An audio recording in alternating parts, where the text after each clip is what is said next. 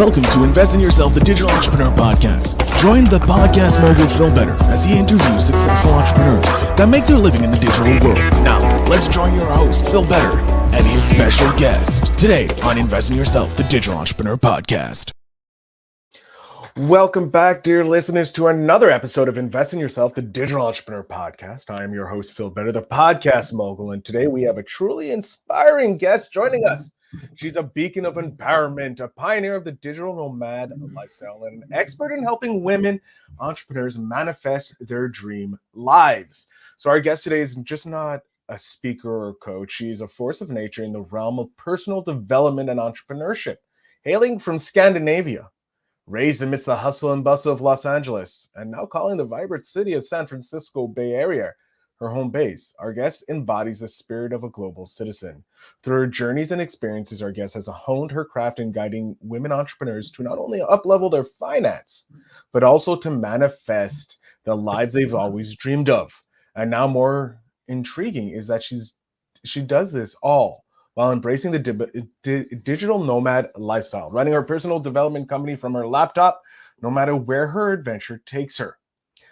Listeners, get ready to be inspired and ready to learn, and get ready to invest in yourself as we welcome the one and only Sandra Possing to the podcast. Sandra, thank you so much for being here. Thank you so much for having me. That was a really epic intro. I'm going to have you rewrite all my bios for me. I am more than happy to do that for you. I always view myself, I've always wanted to be like an actor on stage and all this, but I love hip hop. So I'm like, I have my own podcast. I can be that radio, that TV personality, but I always love the hype person before the rapper comes out, or just during the show, just hyping you up. So I look at myself as a hype person for my podcast guests. Yeah. So if you want, I'm very cheap to hire. Well, not cheap. I'm inexpensive. I don't like the word cheap, but I'm inexpensive to hire, and I'll be more than happy to help push you to the grandest stages of them all before you come talking on them. Everybody needs a hype man. I was just thinking, the gym I go to, there's a gentleman there who every day he's wearing a bright neon yellowish green shirt, like multiple layers of them, and it's like he makes every single person in the room feel like the most special person in the room whenever he's talking to them, and he's always like dancing and moving around. And I was saying yesterday, I'm like, man, I need to hire him as like my hype man, just to follow me around. And I think we all need one. Like, we all need our personal Paul to be our hype man. Like, people like that are just so great. They're great to have in your lives, because you know it when you're doing bad, you just call them up, and then boom, your level of happiness just goes up, and you forget why you were sad. Like, I'd like to place an order for a pep talk, please. Yeah, pep talk with Phil. But yeah, so now that we've hyped you up, Sandra, I want to know, why did you become an entrepreneur? Oh man, now that I look back, with the wisdom of hindsight, it's like the signs were there very early on. I wouldn't have known how to understand the cues early on, though. So I just kind of was bumbling my way through my childhood and my upbringing in my early 20s. But the first sort of clues that started to push me in the direction of entrepreneur were, so I'm, like you mentioned, I'm born in Scandinavia, but raised in LA. So just right off the bat, I moved to LA when I was 5. And so I've always lived, not like a double life, but, I've gone back and forth, and I have family in 2 places, in 2 cultures. And so as soon as I started kind of getting ready to graduate high school and think about college and think about career and job and things like that, I was like, this whole kind of American system of 2 weeks of vacation per year, I was like, that's just not going to work for me. I mean, a lot of other countries are a lot better about more vacation, but the standard kind of I was just like, that's not going to work. How am I going to? And so that was kind of the first clue of like, the normal 9-to-5 corporate thing might not be on the table, but then I had no clue what anything that was not that was, So I was like, okay, I kind of had that tucked away. And then another clue was, after college, I got recruited by some friends who hung out with like a lot of really nerdy computer science programmer dudes. And they recruited me to a startup of theirs. And then I moved from LA to San Francisco, and I got recruited by some other friends into another startup. And I really liked being around. I just thought they were, people were doing cool things. They were like innovators. They were, challenging the status quo. They were kind of disruptors. And so I just liked being around that energy. And I thought, I was like, I just like being around these like smart, nerdy people doing cool shit, like that's what I figured. And then after a while, I was like, wait a minute. The analogy was like someone who's a nanny and loves taking care of other people's babies all the time. And then is like, wait a minute, maybe I want my own baby instead of just hanging out with everybody else's other people's babies. And that was kind of my experience. I was like, wait a minute, I love being around all these entrepreneurs doing cool stuff, but like maybe I want to be the entrepreneur doing cool stuff. So it's like the things started kind of falling into place, but I still had no idea what that would be. Like what business would I start? What would be my product? So it was like multiple years in the making where I was just starting to like fit things together, but I still didn't have a clear path at all. And then it was eventually I kind of like process of elimination my way through multiple different jobs in my 20s. It was like, oh, nope, not finance. Oh, not that, not that. And then I eventually found fitness. I kind of once again, got recruited into this boot camp that I was going to. And they said, hey, you should be a trainer for us. And I was like, you're going to pay me to work out? Yes, please. Okay, I'll do that. And so I was doing fitness and I got, just kind of sucked into the fitness world because it was so fun. It was outdoor, like 6 a.m. San Francisco. We're running around watching the sunrise, amazing people. So I loved it, but I knew it was a chapter. I was like, I'm not going to do fitness forever, but there's something here. Like there's something about walking. You watch a client come in and do like a 6-week boot camp and you watch them walk away and you're like, that is a different human than the one that walked in here. Yes, maybe they're a little stronger, a little fitter, but they have changed on the inside. And I was like, whatever that is, I like that. But it's not, fitness is not the vehicle. It's not push-ups. It's not nutrition. It's that whole like making them stronger on the inside thing, whatever that is. So that was another clue. Everything's kind of starting to come together, but I still couldn't have said like this equals, you're going to be a coach or anything. Yeah. Luckily though, through the fitness world, the coaching world was like still new back then, but it was kind of adjacent. So I started meeting coaches and being like, what is this thing that you all do that you seem to love what you're doing? You're helping people, but like you set your own schedule too. And like, you seem to have all this freedom. WTF, what is this? What is this medical industry? And I started literally sitting down every coach I could find and basically buying them lunch and interrogating them and was like, tell me everything. What is this thing? And then once I started to understand the coaching industry, I was like, I feel like I was made for this. I've been reading self-help books since I could read. But I just didn't know that I knew there was like motivational speakers, which to me meant like really cheesy guys from the 80s with slicked back hair and like sad windowless conference rooms. Yeah. With like cheesy brochures. And I was like, it's not that. But then I started understanding the coaching industry and like looked around, found some programs, eventually found the program that ended up being where I did my coach training. And it was like, I walked into the room the first day and I had this overwhelming sensation of like, I am home. These are my people. And the room was full of like really weird, quirky people from all walks of life, all ages. There was people who had been like, I've been a doctor for 40 years and this is just my pivot, or somebody who's like, I'm a therapist and I want to have more freedom with my clients. There was like people who were 20, people who were 80. It was all over the place. Wow. And yeah, never looked back. And that was back in like 2011. So so over a decade now, you've been helping, empowering people to the next level.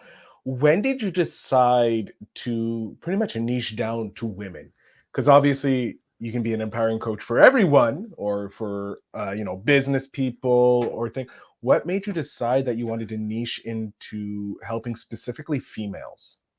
I would say the niche kind of chose me more than me choosing it in a lot of Okay. ways. I do still technically work with people of all genders, and I have, but in 12 years of doing this and after working with many hundreds of clients, I would say probably 90% of them have been women. You could argue that maybe that's because women are typically more open to this kind of work or seeking it out, that kind of a thing, or maybe women are more likely to hire a female coach because they feel comfortable with that or whatever it is. But I would say the main reason that I've become so passionate about focusing on women specifically and certain kinds of women is because it's my journey. It's the journey that I understand the most. Like I was trained as a life coach and I've been a life coach for a long time. So technically I can coach a lot of people in a lot of different things. I've helped so many clients with their careers living in the San Francisco Bay Area. People are very obsessed with their careers here and making money and doing well and prestige and climbing the ladder and all of that. So I naturally get a lot of those people just because of my geographic location. I've helped a lot of people with their health and fitness, probably because I'm in that world too, just as an enthusiast. And so people see me and they're like, you look fit. You must know what you're doing. How do you, so I get some of those people too. I get a lot of folks around relationships and things too, because my husband and I have a very amazing kind of communication and relationship. We're very open about it. And so people sort of come to us for counsel on those things too. But at the end of the day, what I've always really helped people with the most is their relationship with themselves. And I think, we can we can help people with things that we have knowledge about, or we can help them just because we're a good coach. But the thing that I think I help people with the best, which is probably true for most of us who are in this type of a helper profession, is with the challenges that I've been through myself. And the challenges I've been through myself have mostly been related to my relationship with myself. So it was everything around like people pleasing, being the good girl, the perfectionist, high achiever, living in this very achievement based paradigm where it's like your worth equals your achievement. And so the untangling so much of that for myself has, I feel like, led me to be the most qualified to do that for other women who have struggled with the same thing. And so empowering women who are kind of, they have so much potential. And I can, like, when I talk to them, I can see, it's like, I was saying this to a new client the other day. I was like, part of my gift / curse is when I'm talking to someone, I feel like I'm talking to two people. I'm talking to them as they are right now. And I'm like also seeing like their higher self or their potential right next to them. And I get so excited because I can see them and I can see basically the exact pathway to get them there, but not everyone's ready. They're like getting ready to be ready, or they're not willing to do the work, or they're too scared to invest in themselves, that kind of a thing. And so that's like part of my weight that I have, burden that I have to bear or carry sometimes, is not everyone's ready, and I can't force it on them and I can't do it for them. They have to be willing to step up to the plate. And I get so much fulfillment out of helping women, especially who are struggling with those like self-worth things, the boundaries, speaking up for themselves, being more assertive, because I know the struggle so darn well because I've been through it myself. I was joking with my husband the other day. I was like, the question that I get the most often, literally my whole entire life, has been either, are you a swimmer because of my shoulders, or just comments about my shoulders, because I have big, broad, like I kind of look like an Amazon woman physique.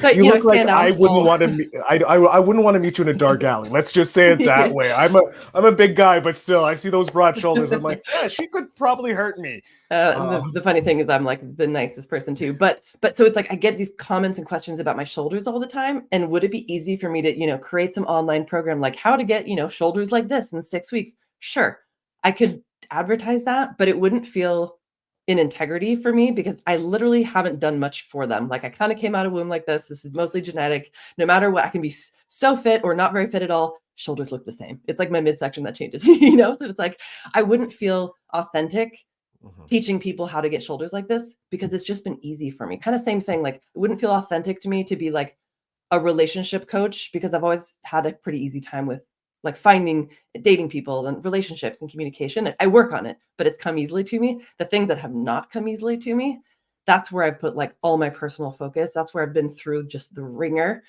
I've felt the lowest of the lows in those places. So I get it. I get the struggle.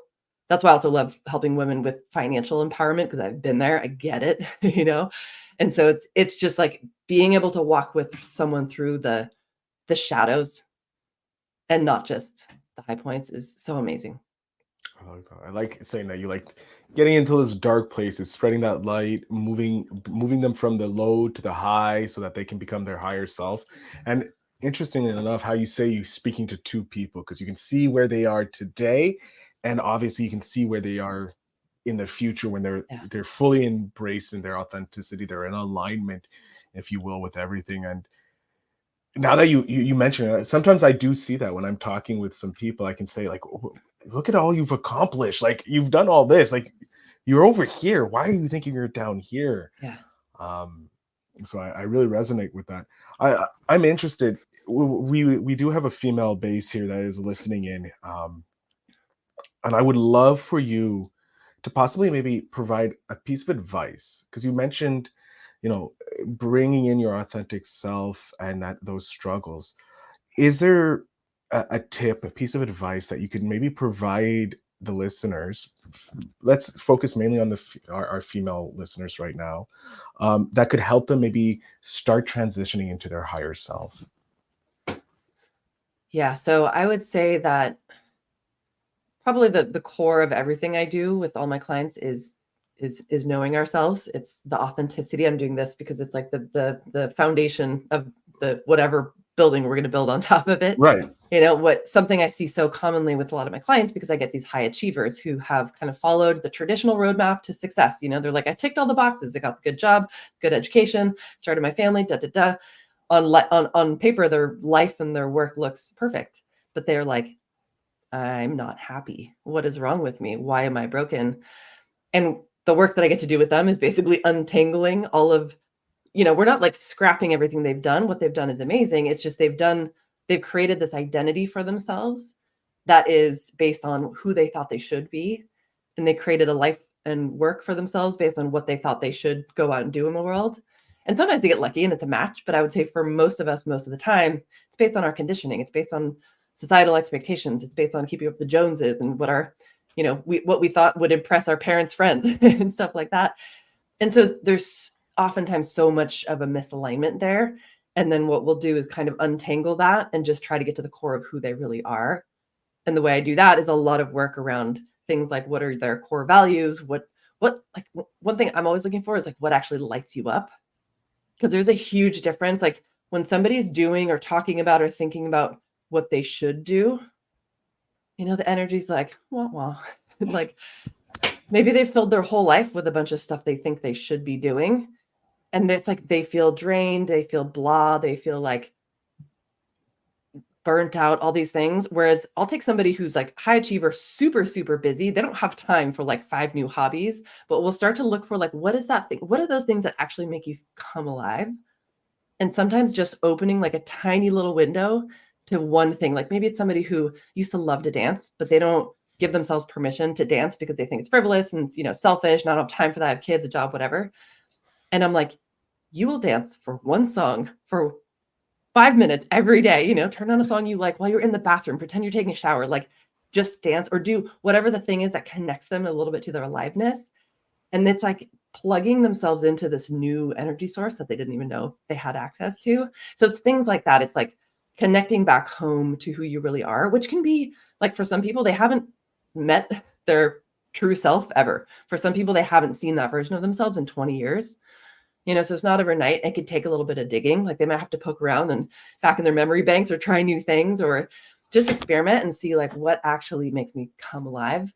But once we start to collect more of those things, then it's just like doing more of what makes you come alive, doing more of what makes you feel like yourself and less of what doesn't.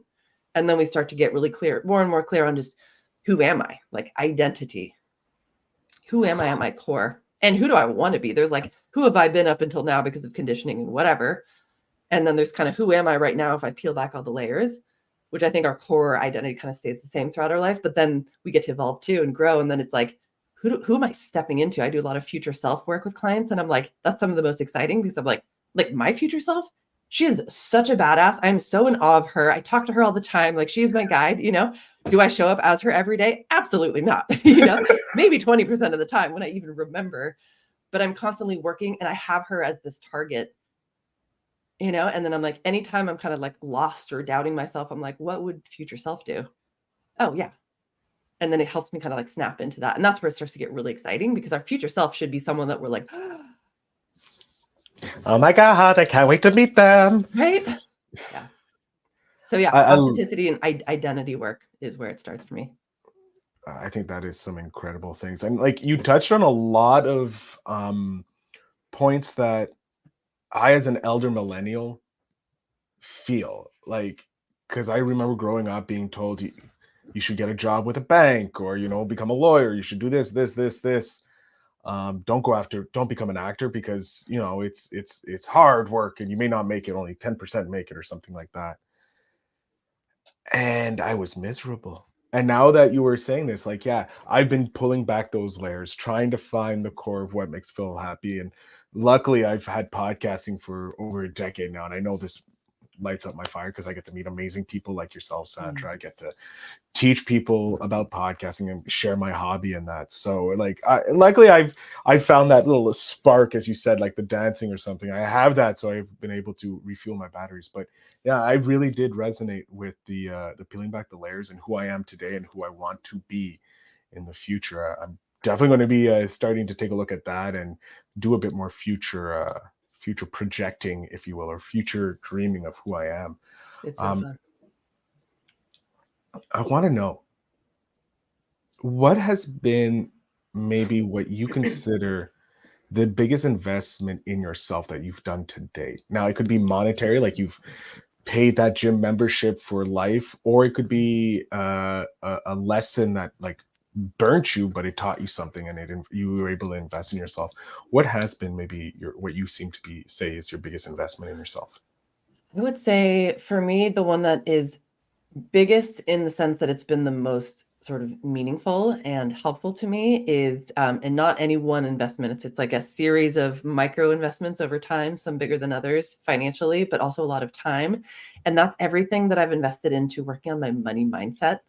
Interestingly, because like I said, there's a lot of other parts of my life. Like I'm when it comes to manifestation and things like that, I would say I'm someone who sort of easily manifests my desires, which is part of like why I'm so obsessed with manifestation and why I teach a lot of it too, just because I think it's so magical and fun and cool.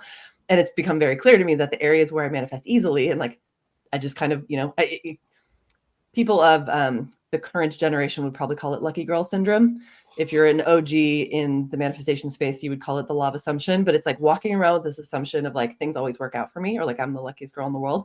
I have that very clearly in certain areas and then very clearly not in other areas. And it's been so fascinating to me to try to figure out why, like I said, like fitness, health, like maybe there's some genetic predispositions there, but also I'm like, it's always just been really easy for me to stay healthy and fit. Like I just kind of do the thing and it's easy. Same thing, relationships, dating, that always came easily. Career, self-worth, and money, not at all. Like not at all easy. Like and not for lack of trying. It was like, especially when it comes to manifestation and doing those things, I was like doing all the right things. But what I started to notice is like it was almost like the difference between how much resistance I had versus not. And the areas where I attracted things to me very easily, I just had zero resistance. And I already had a very strong core identity. Like it's health and fitness is easy for me because I identify as an athlete. I identify as a healthy person. It would like never, it was just so out of the realm of possibility for me that I would ever be out of weight, overweight or like not work out or something. I'm pregnant right now, so things are looking a little different than usual. We don't count pregnancy. Pregnancy doesn't count. Like you're creating life. You're allowed to be out of shape. Like totally. take a chill pill there. And I'm only 10 weeks in, so it's still early, but it's like the energy level and like what I'm able to do is just so different. So I'm adjusting my expectations there. But typically health is really easy. And so then I look at the areas like career, that was so hard for me, self-worth, that was so hard for me. And then everything related to my relationship with money was so hard for me. And when I dig deeper, it's like I had so much resistance there. And so much of that resistance was just layers and layers of really mixed messaging and conditioning, mostly from my childhood and growing up, but then also my own layers of like self-doubt and imposter syndrome and all this kind of stuff. So it's so interesting to look. I'm not even sure what your original question was at this point, because I've taken us in a couple circles. But biggest investment was money mindset, because this ended up being such a difficult area for me that I've been like pouring time and energy into trying to like crack the code for myself of like, what is it? How am I getting in my own way with this? And so I would say over, I don't know, the last 5 or 10 years, I've invested a lot in some of it, just, books and courses and free podcasts and things like that too, but also working with mentors, specifically a lot of business coaches, things like that. And not only has that helped so much with my own relationship with money, but the thing I love about working on relationship with money is it's like a portal to all of our deepest, darkest other stuff. Like you want to dig into your childhood trauma, look at your relationship with money. It's fascinating. I would rather not. Thank you very much. Well, and that's the thing. Money is such a weird topic for most of us because of our collective conditioning too. It's like, you're not supposed to talk about it. It's rude to ask someone how much they make. It's rude to ask someone, it's rude to talk like this. So we have all these twisted things around it. And I'm like, no, let's talk about it. Let's get really real about it. And the more we talk about it, the more we normalize talking about it. So then it's not so like shrouded in shame and mystery, like weirdness, but also then we end up like peeking in behind the kimono of so many interesting parts of ourselves. Like I've discovered parts of myself through working on money mindset that I don't even know if I would have discovered otherwise. It was like things that just, little like rabbit holes that led to learning things about myself in my past. Really, really cool. So super grateful for those investments. I like that. I like that, how that one investment has paid off in a multiple of different ways than you originally thought it would. And it's a great testament to investing in yourself on one thing, because it can lead to a cascade effect of growing multiple different things. You mentioned manifestation a lot, and I'm very interested in it because the concept of manifesting is one's dream life is intriguing. Could you delve a little deeper into how you help women entrepreneurs unlock their potential and overcoming any limiting beliefs or obstacles standing in their way of achieving their goals? Yeah. So sometimes we have external circumstances that get in our way. Sometimes there are, very real, like, life things, other people, cost of living where you live, sometimes there's other people or things standing in our way. But I would say, at least in my world and the kind of work I do, most people readily admit they're like, I'm the problem. Like, I'm the one that's in my own way. And usually what's cool is like when I get on an initial consultation or something with someone, I'll ask them a ton of questions. We'll just kind of get clear on what they want, what they're looking for. And when we get to some questions around like what are the hurdles, what's standing in your way and stuff, I'm like, what are the external things? What are the internal things? Most of them are like, well, like, okay, yeah, San Francisco's expensive, or, I have a really needy partner or something like that. But like most of the time they're like, but it's me. It's my self-doubt. It's my imposter syndrome. It's my perfectionism. It's my people pleasing. It's my, fear of failure. It's my fear of success. And they list off all of these things about how they get in their own way.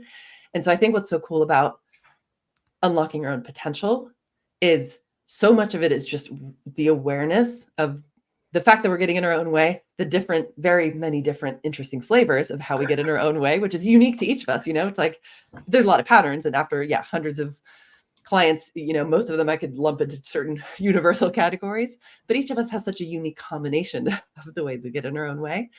And so much of the power of unlocking that potential is just the awareness, and then recognizing what our own unhelpful tendencies are, our own unhelpful patterns, starting to just shift some of those. You don't have to like crush them or defeat them or anything like that. I think of it as like recognizing that most of the things that we do that are not serving us anymore did serve a purpose in the past. And so it's like looking at all these unhelpful tendencies more as like, these were protection mechanisms from our childhood. These were the ways that as like little young ones, we were just trying to survive or be safe in however we grew up. And we've kept most of that armor on us. We just haven't learned how to put it down yet. And so a lot of it is just like recognizing, wow, I have this big piece of armor on me. I don't need it anymore. And I'm really scared to put it down because I don't know who I am without it, but it's okay. So it's a lot of just like gently and very compassionately, like thanking the parts of ourselves that were keeping us safe and then putting them aside. Sometimes we have to put down the same piece of armor like 100 million times before we finally leave it on the ground. Because it's piece by piece. We're taking off smaller pieces of it. That's what we're doing. Because we don't trust fully that we'll be safe without it. It's like your blanket when you're a baby, or if you're a child. I was just saying that to a client the other day she was like, I just realized that I have these amazing friends and I gravitate to the friends who treat me like shit.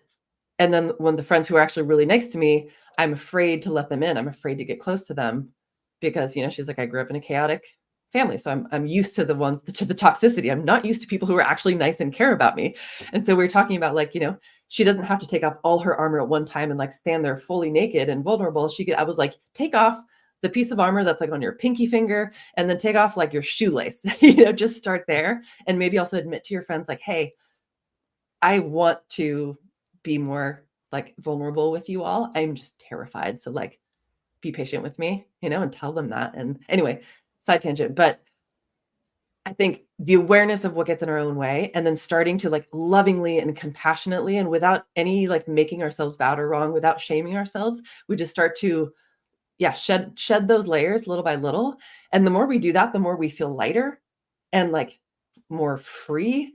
And then we have, instead of coming from this place of like a stress response and fight or flight or fawn or freeze or trauma or like this shut down place, we start to feel more grounded, more open, more relaxed, more healthy. And then from that place, we can access our creativity. We can access our intuition, which I think of as like our direct portal to the limitless resources of the universe, which I'm like, if I'm going to create anything in my life, I could do it with like my tiny human brain and my logic, which is small, or I could tap into everything that's out there through the universe. I'm like, I'm going to go with the latter. Like, probably get a little further that way. And so then it's like, we're working through our own stuff. We're toning down our resistance and we're opening ourselves up to co-creating with something that's much bigger than we are. And then I think we start to, there's many different formulas and things we can use for manifestation, but let's say most of them ultimately end up being something like you figure out what it is that you want, you set some intentions or goals, And then I think of it as like we get our brain and our body on board, because our brain is going to be really good at limiting beliefs and fears and all that kind of stuff. And our body's going to be really good at like resisting, and nervous system is just going to like shut down and shy away from anything that feels uncomfortable. So there's so many processes and things we can do to get our brain, our body on board, feel comfortable. And then we just take a ton of action. But it's like we're taking action by following we're not just being super logical and rational and like, what's the next step to get from A to B? We're also like open to little pings from the universe, and we're open to little nudges and like random ass ideas that just pop into our head out of nowhere, seemingly. That's intuition. And then that starts moving us so much more quickly toward our desires. And then we practice so much gratitude and do lots of surrendering and just like trusting. And there's so many other fun things. But when we start to move away from this like contracted, rigid, shut down, like not good enough way of living in general, and we put down that armor and then start to relax into like a lighter, more playful way of being, we put out such a different frequency, such a different vibration that I think starts to attract, like we start becoming an energetic match for our desires, and we start to collapse time. That's where identity work and future self and that kind of stuff comes into play. And it just, everything feels better. Everything's easier. It works better. It's more fun. Like life becomes this fun, playful adventure rather than this like slog.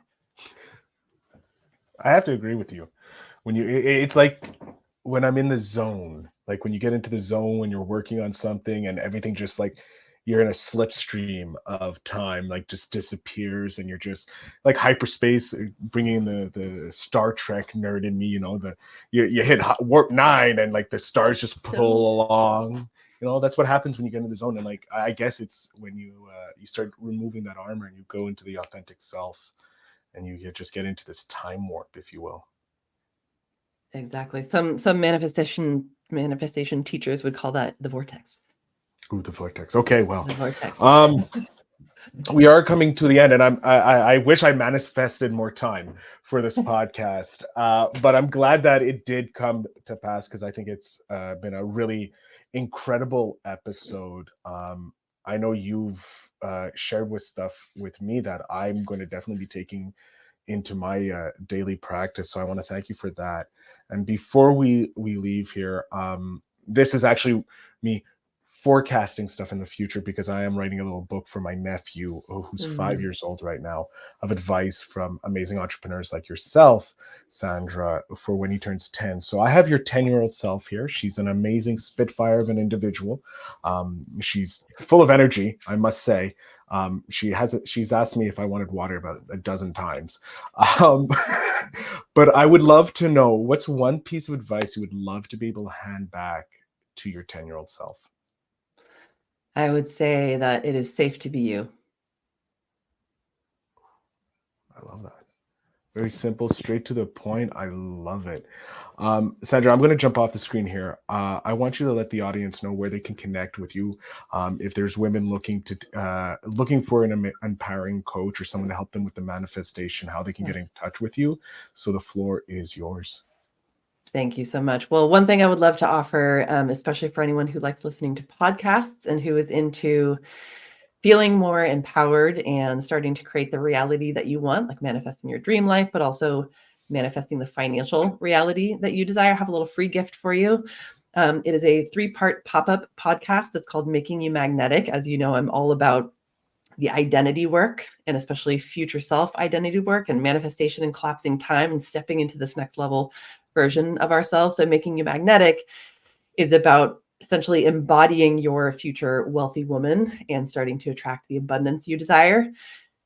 And the great thing about it, even though we're talking mostly about financial empowerment and manifesting money and abundance and feeling more secure and grounded in your journey financially, the same principles apply to all of our desires. So you can listen through the whole thing and apply it to your money situation. And then you can also apply it to all of your other desires as well.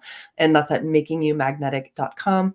That's free. And if you want to connect with me, I'm very, very easy to find. I'm at Sandra Possing on everything. So sandrapossing.com is my website. And then I'm at Sandra Possing on all the social medias as well. Amazing. Sandra, I can't thank you enough for coming on the show and sharing how to manifest a life worth living, how to take yourself to the next being, to be the higher self. It was an incredible interview. Thank you so much.